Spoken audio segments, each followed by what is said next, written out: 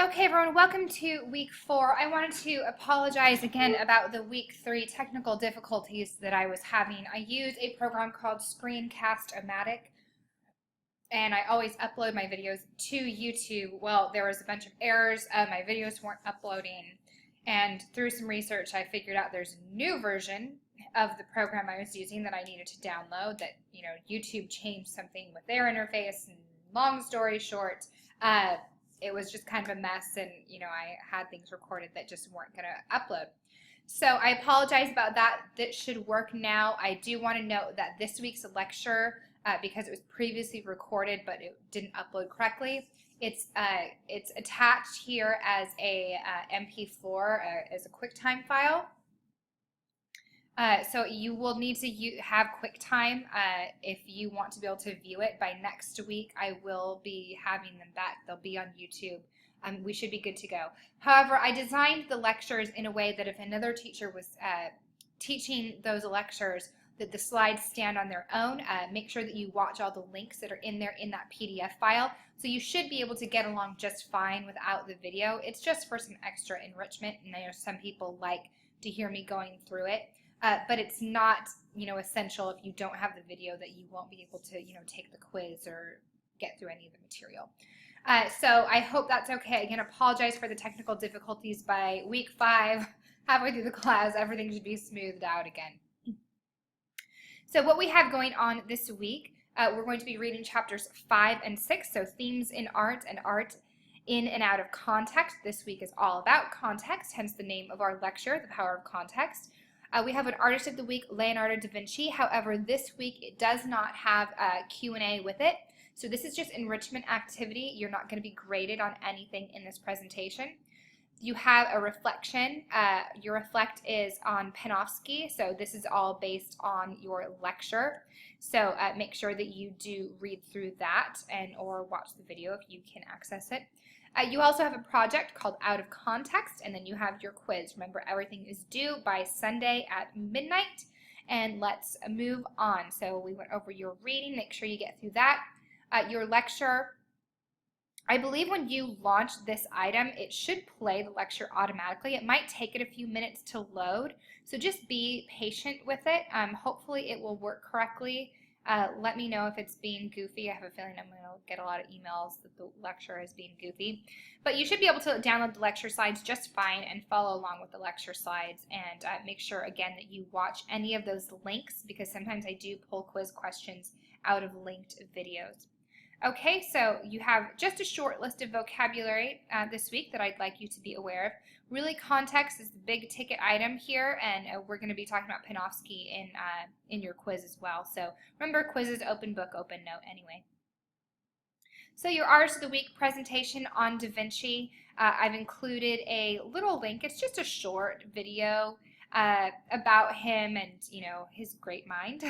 And have some fun exploring these websites to learn about this iconic Renaissance master. So I've included several links. This one, Mona Lisa is Missing, is actually a link for a documentary that is available on Netflix. So it's kind of a fun little documentary that this guy made, who was just fascinated by this whole story.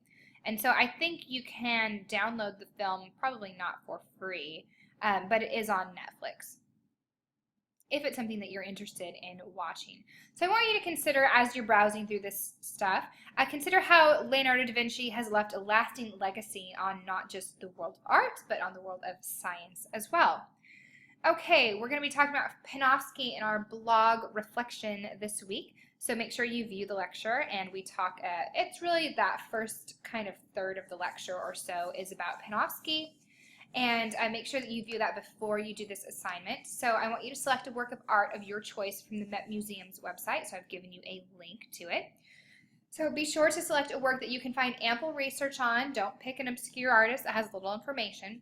Include the image of your work with proper citation in your blog entry. So artist name, title, and italics, your created medium and source. So you're going to be embedding the image into your blog entry. Analyze the artwork using Panofsky's 3 levels of interpretation. So you're going to walk through the natural, the conventional, and the intrinsic level. be sure to subtitle each of those levels so that myself and your peers will know what exactly we're reading. So in the natural level, I want you to just keep it simple. Describe the scene without using any cultural knowledge. You can include elements of design here from that week 2 lecture.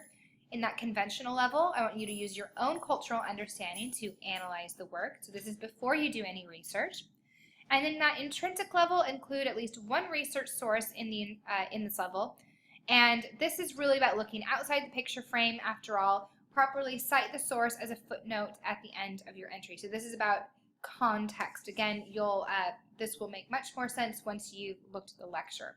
So take a look at your peers' posts and enjoy exploring. Again, these are, by the time you've written all of this, it should be about the equivalent of 1-page type double space. So I'm not looking for a 3-page paper here. I'm just looking for, brief paragraph.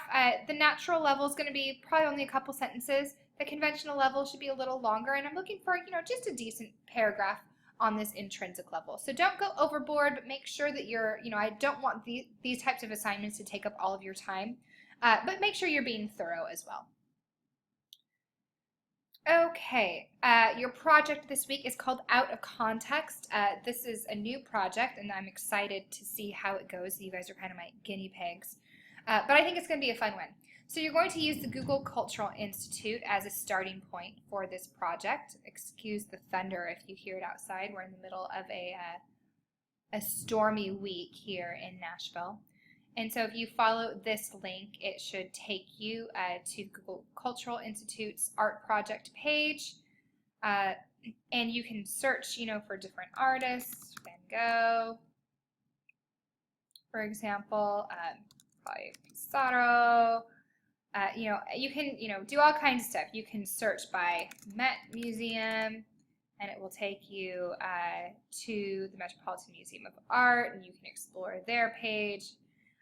You can zoom in on works of art. You can use museum view and walk around the place. Oh goodness, the rain's really coming down out there. So you can, look at different pieces. You can kind of come up close to them. You can zoom way in and see these beautiful, intricate details, all that good stuff. So really cool source.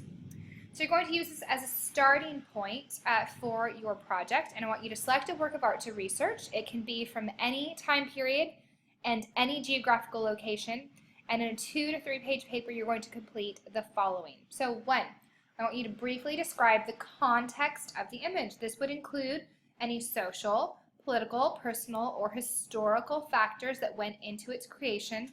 So if you pick something from the ancient world, it might be a little bit harder. So just consider these this prompt and these questions when you're selecting work. Excuse me. This will require a bit of research, so select something you can find that information on. Number 2, describe how viewing your chosen work through the Google Art project might change the way we interact with and understand this image.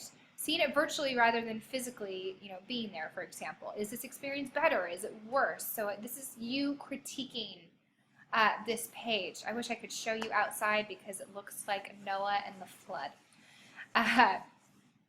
Number 3, I want you to use your imagination here. So this is where the fun part. This is kind of a fun, it's a practice in context and all of that good stuff. But this also, you get to use some creativity and we get to be a little bit silly. So take your work out of context and place it somewhere else. For example, how would a Renaissance audience react to seeing a Picasso? What if Michelangelo's David was presented at the circus? Describe how changing the context of the artwork could change the way we understand it. So be creative and have fun here. So I would say a good rule of thumb with this paper would be, I've said 2 to 3 pages, just do 1 page, 2 page, 3 page. I mean, maybe one will be slightly shorter than the other. So, just that should give you kind of an idea. Maybe you're out of context, you'll get carried away and that one will be a little bit longer. But just make sure you're being thorough. So this paper must include a title page and be formatted according to either MLA or APA style guides. I don't care which one you use. It will be submitted through SafeAssign when you submit it.